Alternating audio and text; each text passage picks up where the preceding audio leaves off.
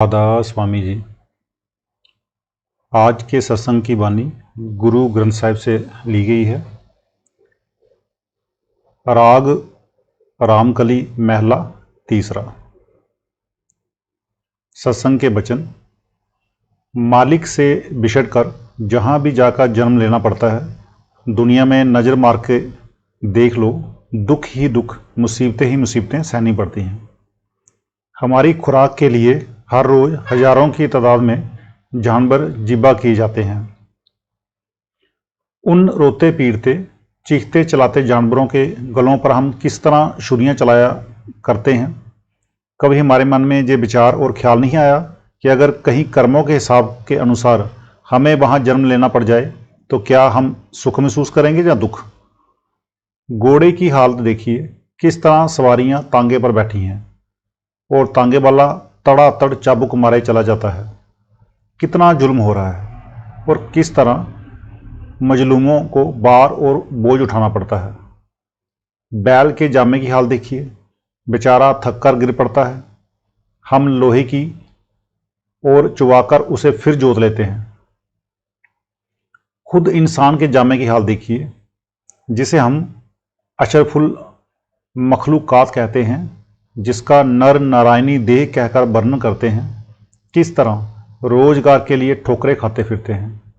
कोई औलाद से दुखी हुआ बैठा है तो कोई औलाद के ना होने से।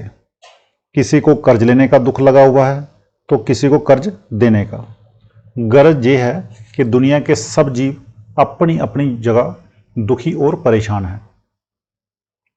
हर रोज कौमों, मजहबों और मुल्कों की लड़ाइयाँ होती हैं। कितने गरीबों का खून होता है, कितनी औरतें बेवा होती हैं, कितने बच्चे यतीम होते हैं। जिस नगरी में ये दुर्दशा होती है, उस नगरी में सुख किस तरह मिल सकता है। ये सब दुख हम मालिक से बिछड़कर ही पा रहे हैं। इसलिए हम सब दुनिया के जीव उस मालिक से मिलना चाहते हैं, उस मालिक का विशाल करना चाहते हैं, ताकि हमारा 84 के बंधनों से, 84 के दुखों से हमेशा के लिए छुटकारा हो जाए। महात्मा समझाते हैं, वह मालिक एक है। ये नहीं कि हिंदुओं का और मुसलमानों का कोई और। हिंदुस्तान के रहने वाले का भी वही है, अमेरिका के रहने वाला भी वही है, और हमेशा से वही मालिक चला आता है। सबसे पहले वह मालिक था, सब कुछ उस मालिक ने पैदा किया हुआ है। गुरु अर्जुन साहिब उपदेश करते हैं, वर्ण जात चेहन नहीं कोई। उस मालिक की ना कोई शक्ल है, ना कोई रंग है, ना रूप है, ना कौम है, ना मजहब है, ना मुल्क है।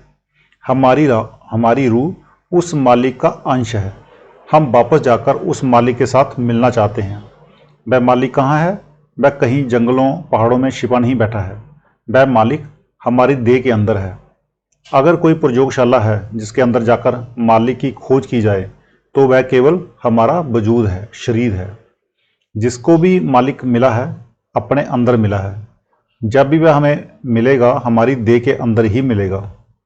गुरु अमरदास साहिब उपदेश करते हैं, घर अंदरी सब बथू है, बाहर किशु नाही। हम दिन रात जिसको ढूंढते फिरते हैं वह हमारे शरीर के अंदर है, देह के अंदर है। गुरु अमरदास साहिब फिर फरमाते हैं, हर मंदिर ए शरीर है, ज्ञान रतन प्रगट होए। हम हरि मंदिर किसे कहते हैं? जहाँ हरि बसता हो, मालिक बसता हो। वह मालिक हमारी देह के अंदर है। इसलिए दुनिया में अगर कोई सच्चा गुरुद्वारा है, सच्चा मंदिर, मस्जिद, ठाकुर द्वारा या गिरजा है तो वह केवल हमारा शरीर है। गुरु अमरदास साहिब साफ साफ फरमाते हैं, इस गुफा में अखुट बठारा, तिस बिच बसे हरि अलख अपारा।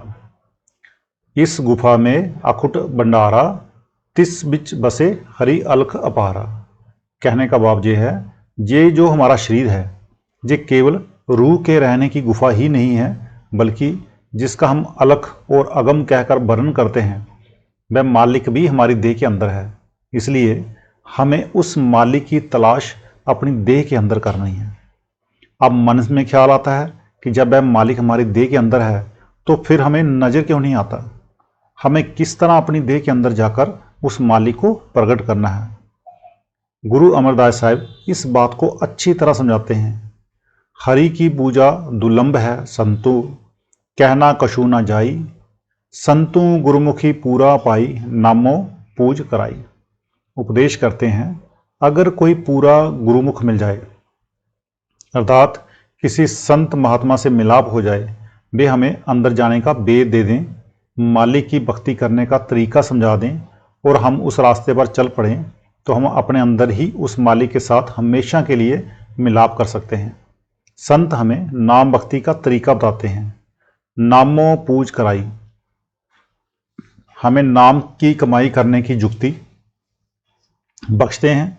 वे सूरत को शब्द के साथ जोड़ने का उपदेश देते हैं। शब्द की कमाई ही मालिक की भक्ति है। आप स्पष्ट समझाते हैं, जग जीवन साचा एको दाता, गुर सेवा ते सबदी पछाता। वह मालिक है जिसने सारे जगत को जीवन दिया है, जो कि एक है, सबका दाता है। उससे हम किस प्रकार मिल सकते हैं? गुरु भक्ति के द्वारा, शब्द और नाम की कमाई के जरिए। आप फिर उपदेश देते हैं, सदा हजूर दूर न जानू, गुर शब्दी हरि अंतर पहचानू।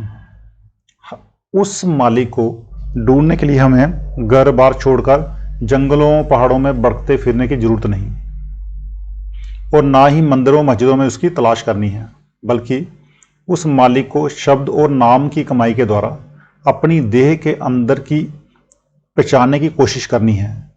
शब्द और नाम की कमाई करने का मतलब ही मालिक की भक्ति करना है।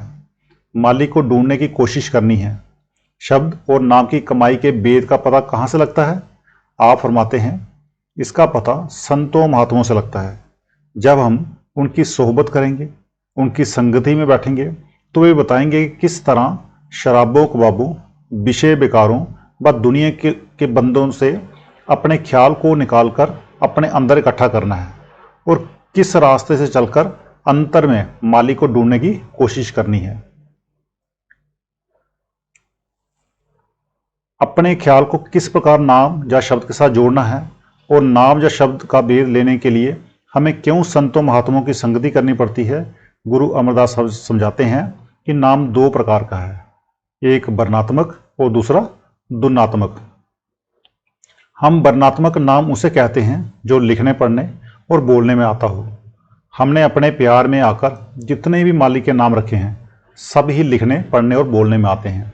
कोई वाहेगुरु कहता है, कोई अकाल पुरुष, कोई अल्लाह, कोई परमेश्वर और कोई राधा स्वामी।